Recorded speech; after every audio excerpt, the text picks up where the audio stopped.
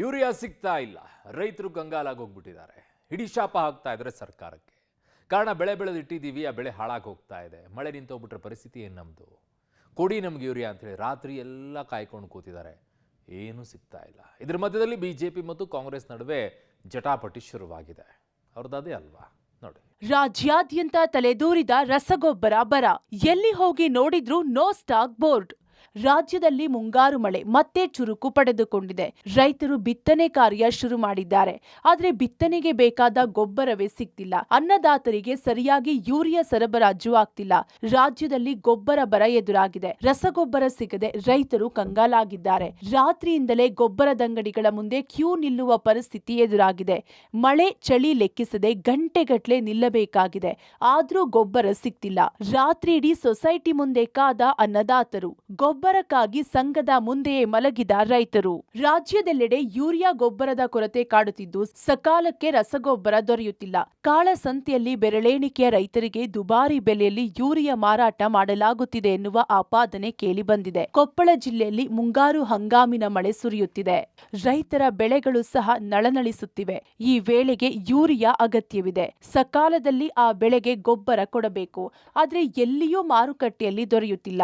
Urea ಗೊಬ್ಬರಕ್ಕಾಗಿ ರೈತರು ರಾತ್ರಿ ಇಡೀ ಸೊಸೈಟಿ ಮುಂದೆಯೇ ಕಾದ ಘಟನೆ ನಡೆದಿದೆ.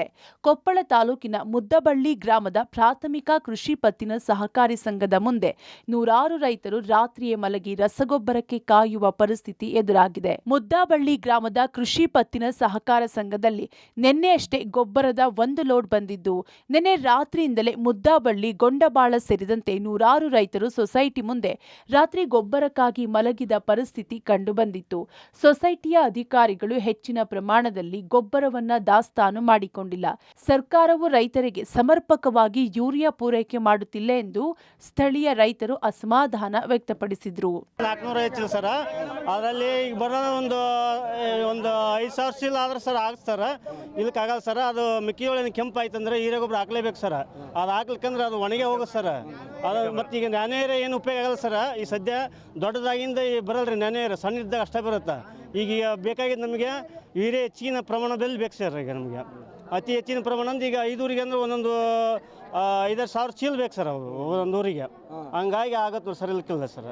ಕೊಪ್ಪಳ ಜಿಲ್ಲೆಯಲ್ಲಿ ಯೂರಿಯಾ ಗೊಬ್ಬರಕ್ಕಾಗಿ ಸಾಕಷ್ಟು ಹೋರಾಟ ನಡೆಸ್ತಾ ಇದ್ದಾರೆ ಅಂತ ಹೇಳ್ಬೋದಾಗಿದೆ. ಈಗ ನೋಡ್ತಾ ಇರೋದು ಕೊಪ್ಪಳ ತಾಲೂಕಿನ ಮುದ್ದಬಳ್ಳಿಯ ಗ್ರಾಮದಲ್ಲಿ ಪ್ರಾಥಮಿಕ ಕೃಷಿ ಪತ್ತಿನ ಸಹಕಾರಿ ಸಂಘದ ಮುಂದೆ ಇದೀವಿ. ನೋಡ್ತಾ ಇರೋದು ಸಾಕಷ್ಟು ರೈತರು ಅಂದರೆ ಹಗಲು ರಾತ್ರಿ ಅಂದರೆ ನಿನ್ನೆ ರಾತ್ರಿ ಮಲಗಿ ಇವತ್ತು ಗೊಬ್ಬರ ಮೇಲೆ 470 ಚೀಲ ಅದನ್ನು ತಗೊಳೋಕ್ಕೆ ಸರತಿ ಸಾಲಿನಲ್ಲಿ ಅಂದರೆ ಆಧಾರ್ ಕಾರ್ಡ್ ಬೇಕಾಗಿದೆ. ಆಧಾರ್ ಕಾರ್ಡ್ ಕೊಟ್ಟವರಿಗೆ ಒಂದು ಆಧಾರ್ ಕಾರ್ಡ್ಗೆ 2 ಬ್ಯಾಗ್ಗಳು ಯೂರಿಯಾ ಗೊಬ್ಬರ ಕೊಡ್ತಾ ಇದ್ದಾರೆ. ಆ ಕಾರಣಕ್ಕಾಗಿ ರಾತ್ರಿ ಸರತಿ ಸಾಲಿನಲ್ಲಿ ಅಂದರೆ ಈಗ ಯಾವ ರೀತಿ ನೋಡ್ರೆ ಎಲ್ಲ ಮಕ್ಕಳನ್ನ ಮೊಮ್ಮಕ್ಕಳನ್ನ ಎಲ್ಲ ತಗೊಂಬಂದು ಆಧಾರ್ ಕಾರ್ಡನ್ನ ಇಟ್ಟು ಏನಪ್ಪ ಅಂದ್ರೆ ಸಾಲ್ಕ ರೈತರು ನಿಂತಿದ್ದಾರೆ ಅಂತ ಹೇಳಿ ಈ ರೀತಿ ವ್ಯವಸ್ಥೆ ಅಂದ್ರೆ ಮಾರ್ಪಟ್ಟಿದೆ ಕೊಪ್ಪಳ ಜಿಲ್ಲೆಯಂತ ಹೇಳ್ಬೋದಾಗಿದೆ. ದೃಶ್ಯದಲ್ಲಿ ನೋಡ್ತಾ ಇದ್ರಿ ಈ ರೀತಿಯಾಗಿ ರೈತರೆಲ್ಲ ಸಾಕಷ್ಟು ಏನಪ್ಪ ಅಂದ್ರೆ ಗೊಬ್ಬರ ಬೇಕು ಅನ್ನೋದಿದ್ದಾರೆ. ಯಾಕಂದ್ರೆ ಕೊಪ್ಪಳ ಜಿಲ್ಲೆಯಲ್ಲಿ 4 ಲಕ್ಷ ಹೆಕ್ಟೇರ್ ಪ್ರದೇಶದಲ್ಲಿ ಈಗಾಗಲೇ ವಿವಿಧ ಬೆಳೆಗಳು ಭತ್ತ ಆಗಿರ್ಬೋದು, ಮೆಕ್ಕೆಜೋಳ ಆಗಿರ್ಬೋದು, ಹತ್ತಿ ಆಗಿರ್ಬೋದು, ಹೀಗೆ ನಾನಾ ಬೆಳೆಗಳನ್ನು ಬೆಳೀತಾ ಇದ್ದಾರೆ. ಆದರೆ ಯಾವುದೇ ರೀತಿ ಇಲ್ಲಿವರೆಗೂ ಒಂದು ಸರಿಯಾದ ರೀತಿ ಗೊಬ್ಬರ ಆಗ್ತಾ ಇಲ್ಲ. ಆ ಕಾರಣಕ್ಕಾಗಿ ಎಲ್ಲ ರೈತರಾಗಿರ್ಬೋದು, ಆ ಕಾರಣಕ್ಕಾಗಿ ಎಲ್ಲೆಲ್ಲಿ ಸಾಕಷ್ಟು ಸಂಘಗಳಾಗಿದ್ದಾವೆ ಅಲ್ಲಿ ಸಾಕಷ್ಟು ಮುಗಿ ಬೀಳ್ತಾ ಇದ್ದಾರೆ ರೈತರೆಲ್ಲ. ಯೂರಿಯಾ ಗೊಬ್ಬರ ಬೇಕನ್ನೋ ಕಾರಣಕ್ಕೆ ಆ ಕಾರಣಕ್ಕಾಗಿ ಪೊಲೀಸರನ್ನು ಸಹ ಸಪೋರ್ಟ್ ತೆಗೆದುಕೊಂಡು ಅಂದ್ರೆ ಅಲ್ಲಿ ಕಂಟ್ರೋಲ್ ಮಾಡುವಂಥ ಕೆಲಸ ಆಗ್ತಾ ಇದೆ. ಇದು ಜಿಲ್ಲೆಯಲ್ಲಿ ನಡೀತಿದೆ ಅಂತ ಹೇಳ್ಬೋದಾಗಿದೆ. ಒಟ್ಟಾರೆಯಾಗಿ ಹೇಳ್ಬೇಕಂದ್ರೆ ಕೊಪ್ಪಳ ಜಿಲ್ಲೆಯಲ್ಲಿ ಸಾಕಷ್ಟು ಯೂರಿಯಾಕ್ಕಾಗಿ ಸಾಕಷ್ಟು ಸಮಸ್ಯೆ ಆಗ್ತಾ ಇದೆ. ಕೂಡಲೇ ಏನಪ್ಪ ಅಂದರೆ ಜಿಲ್ಲಾಧಿಕಾರಿ ಆಗಿರ್ಬೋದು ಮತ್ತು ಸರ್ಕಾರ ಆಗಿರ್ಬೋದು ಯೂರಿಯಾ ಗೊಬ್ಬರಕ್ಕೆ ಈ ಸಮಸ್ಯೆ ಕೂಡಲೇ ಬಗೆಹರಿಸ್ತಾರೆ ಎಂಬುದನ್ನು ಕಾದು ನೋಡಬೇಕಾಗಿದೆ. ರೈಲು ಮೂಲಕ ಕೊಪ್ಪಳಕ್ಕೆ ರಸಗೊಬ್ಬರ ರವಾನೆ. 21 ವ್ಯಾಗನ್ ರಸಗೊಬ್ಬರ ಜಿಲ್ಲೆಗೆ ಆಗಮನ. ರೈತರ ಪರದಾಟ ಒಂದ್ ಕಡೆ ಆದ್ರೆ ಮತ್ತೊಂದ್ ಕಡೆ ಕೊಪ್ಪಳ ಜಿಲ್ಲೆಗೆ ಟ್ರೈನ್ ಮೂಲಕ ರಸಗೊಬ್ಬರ ಆಗಮಿಸಿದೆ. 431 ಟನ್ ಯೂರಿಯಾ, 854 ಕಾಂಪ್ಲೆಕ್ಸ್ ಗೊಬ್ಬರ ಬಂದಿದೆ. 21 ವ್ಯಾಗನ್ ಮೂಲಕ ಕೊಪ್ಪಳ ರೈತರು ನಿಲ್ದಾಣಕ್ಕೆ ಆಗಮಿಸಿದ್ದು ಇಲ್ಲಿಂದ ಜಿಲ್ಲೆಯ ಎಲ್ಲಾ ಸೊಸೈಟಿಗಳಿಗೆ ಗೊಬ್ಬರ ರವಾನೆ ಮಾಡಲಾಗಿದೆ. ಇನ್ನು ಕೊಪ್ಪಳ ತಾಲೂಕಿನ ಮುದ್ದಬಳ್ಳಿ ಗ್ರಾಮದಲ್ಲಿ 2 ಸಹೋದರರು ಎತ್ತಿನ ಬಂಡಿಗೆ ಹೆಗಲು ಕೊಟ್ಟು 500 ಕೆಜಿ ಗೊಬ್ಬರ ತಂದಿದ್ದಾರೆ. ನಾಗಪಂಚಮಿ ಹಿನ್ನೆಲೆ ಬಂಡಿಗೆ ಎತ್ತು ಕಟ್ಟದೆ ಪ್ರಾಥಮಿಕ ಸಹಕಾರಿ ಸಂಘದಿಂದ ಮನೆಯವರೆಗೂ ಹೆಗಲು ಕೊಟ್ಟು 10 ಮೂಟೆ ಗೊಬ್ಬರ ತಂದಿದ್ದಾರೆ. ರಾಜ್ಯದಲ್ಲಿ ರೈತರಿಗೆ ರಸಗೊಬ್ಬರ ಅಭಾವ. ಸರ್ಕಾರದ ವಿರುದ್ಧ ಬಿಜೆಪಿ ಪ್ರತಿಭಟನೆ. ರಾಜ್ಯದಲ್ಲಿ ರಸಗೊಬ್ಬರ ಸಮಸ್ಯೆ ತಲೆದೂರಿದ್ದು ರೈತರಿಗೆ ಸಮರ್ಪಕವಾಗಿ ಯೂರಿಯಾ ಸಿಗ್ತಿಲ್ಲ. ರೈತರಿಗೆ ರಸಗೊಬ್ಬರ ಸಮರ್ಪಕವಾಗಿ ಪೂರೈಕೆ ನಿರ್ವಹಿಸದಿದ್ದಕ್ಕೆ ರಾಜ್ಯ ಸರ್ಕಾರದ ವಿರುದ್ಧ ಬಿಜೆಪಿ ಸಿಡಿದೆದ್ದಿದೆ. ತುಮಕೂರು ಸೇರಿದಂತೆ ಇಂದು ಜಿಲ್ಲಾ ಮಟ್ಟದಲ್ಲಿ ಪ್ರತಿಭಟನೆ ನಡೆಸಿ ಸರ್ಕಾರದ ವಿರುದ್ಧ ಆಕ್ರೋಶ ವ್ಯಕ್ತಪಡಿಸಿದೆ. ತುಮಕೂರಿನಲ್ಲಿ ವಿಜೇಂದ್ರ ನೇತೃತ್ವದಲ್ಲಿ ಬೃಹತ್ ಪ್ರತಿಭಟನೆ ನಡೆದಿದೆ. 80,000 ಮೆಟ್ರಿಕ್ ಟನ್ ರಸಗೊಬ್ಬರ ಕರ್ನಾಟಕಕ್ಕೆ ಈಗಾಗಲೇ ಕಳಿಸ್ಕೊಟ್ಟಿದ್ದಾರೆ. ರಾಜ್ಯ ಸರ್ಕಾರ ಕೇಳೋದಕ್ಕಿಂತಲೂ ಹೆಚ್ಚು ರಸಗೊಬ್ಬರ ಕಳಿಸ್ಕೊಟ್ರು ಸಹ ಇವತ್ತು ರಾಜ್ಯದಲ್ಲಿ ಇವತ್ತು ರೈತರು ಬೀದಿಗಿಳಿತಕ್ಕಂಥ ಪರಿಸ್ಥಿತಿ ಯಾಕೆ ಬಂದಿದೆ ಅಂತ ಹೇಳಿದ್ರೆ ಕಾಳ ಸಂತೆಯಲ್ಲಿ ಇವತ್ತು ರಸಗೊಬ್ಬರ ಇವತ್ತು ಮಾರಾಟ ಮಾಡ್ತಾ ಇದ್ದಾರೆ. ನರೇಂದ್ರ ಮೋದಿಜಿಯವರು ಕೇಂದ್ರ ಸರ್ಕಾರ ಕೊಟ್ಟಿರ್ತಕ್ಕಂಥ ರಸಗೊಬ್ಬರ ಯೂರಿಯಾ ಇವತ್ತು ಕದ್ದು ದಲ್ಲಾಳಿಗಳ ಮೂಲಕ ಇವತ್ತು ಮಾರಾಟ ಮಾಡಿಸ್ತಾ ಇದ್ದಾರೆ. ಇದರ ಪರಿಣಾಮ ಏನು ಅಂತ ಹೇಳಿದ್ರೆ ರೈತರು ಇವತ್ತು 2 ಪಟ್ಟು ಹೆಚ್ಚು ಕೊಟ್ಟು ಇವತ್ತು ರಸಗೊಬ್ಬರವನ್ನ ತೆಗೆದುಕೊಳ್ತಕ್ಕಂಥ ಖರೀದಿ ಮಾಡತಕ್ಕಂಥ ಪರಿಸ್ಥಿತಿ ನಿರ್ಮಾಣ ಆಗಿದೆ. ಯಾವ ರಾಜ್ಯದಲ್ಲಿ ಕಾಂಗ್ರೆಸ್ ಸರ್ಕಾರ ಇದೆ ಅಲ್ಲಿ ದಲ್ಲಾಳಿಗಳ ಕಾಟ ತಪ್ಪಿರ್ತಕ್ಕಂಥದ್ದಲ್ಲ. ಕೇಂದ್ರದಿಂದ ರಾಜ್ಯಕ್ಕೆ ರಸಗೊಬ್ಬರ ತರಲಿ, ಬಿಜೆಪಿ ವಿರುದ್ಧ ಕಾಂಗ್ರೆಸ್ ತಿರುಗೇಟು. ರಸಗೊಬ್ಬರ ಕೊರತೆಗೆ ಬಿಜೆಪಿ ನಾಯಕರ ಆರೋಪಕ್ಕೆ ಡಿಸಿಎಂ ಡಿಕೆಶಿ ತಿರುಗೇಟು ನೀಡಿದ್ದಾರೆ. ಬಿಜೆಪಿ ಸಂಸದರು ತಪ್ಪನ್ನ ಒಪ್ಪಿಕೊಂಡಿದ್ದಾರೆ. ಕೇಂದ್ರದಿಂದ ಗೊಬ್ಬರ ಬಂದಿಲ್ಲವೆಂದು ಹೇಳಿದ್ದಾರೆ.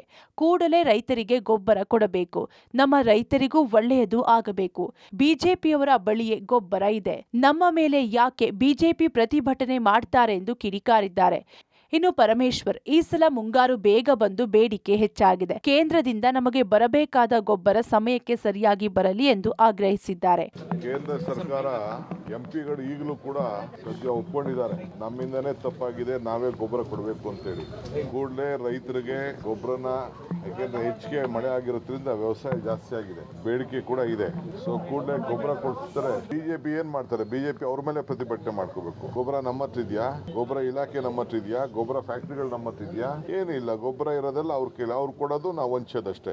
ಈ ಬಾರಿ ಸ್ವಲ್ಪ ಚೆನ್ನಾಗಿ ಮುಂಗಾರು ಚೆನ್ನಾಗಾಗಿ ಮಳೆ ಮೊದಲೇ ಬಂದಿರೋದ್ರಿಂದ ಹೆಚ್ಚು ಕೃಷಿಯಲ್ಲಿ ಸ್ವಲ್ಪ ಚಟುವಟಿಕೆ ಜಾಸ್ತಿ ಆಗಿದೆ. ಹಾಗಾಗಿ ರಿಕ್ವೈರ್ಮೆಂಟು ಜಾಸ್ತಿ ಆಗಿರುತ್ತೆ. ಈಗ ನಮ್ಮಲ್ಲಿ ನಾವು ಅದಕ್ಕೆ ತಕ್ಕನಾಗೆ ಸರಬರಾಜನ್ನು ಮಾಡೋದಕ್ಕೆ ಮಾಡ್ತೀವಿ. ಕೇಂದ್ರ ಸರ್ಕಾರ ಕೂಡ ನಮಗೆ ಸಹಕರಿಸಬೇಕು. ನಮಗೆ ಕೊಡಬೇಕಾದಂಥದ್ದಷ್ಟನ್ನು ಕೂಡ ಅವರು ಕೊಡಬೇಕು, ಸಮಯಕ್ಕೆ ಸರಿಯಾಗಿ ಕೊಡಬೇಕು. ಒಟ್ನಲ್ಲಿ ಹಲ್ಲಿದ್ರೆ ಕಡಲೆ ಇರಲ್ಲ, ಕಡಲೆ ಇದ್ರೆ ಹಲ್ಲಿರಲ್ಲ ಅನ್ನೋ ಪರಿಸ್ಥಿತಿ ರಾಜ್ಯದ ರೈತರದ್ದಾಗಿದೆ. News desk, public TV.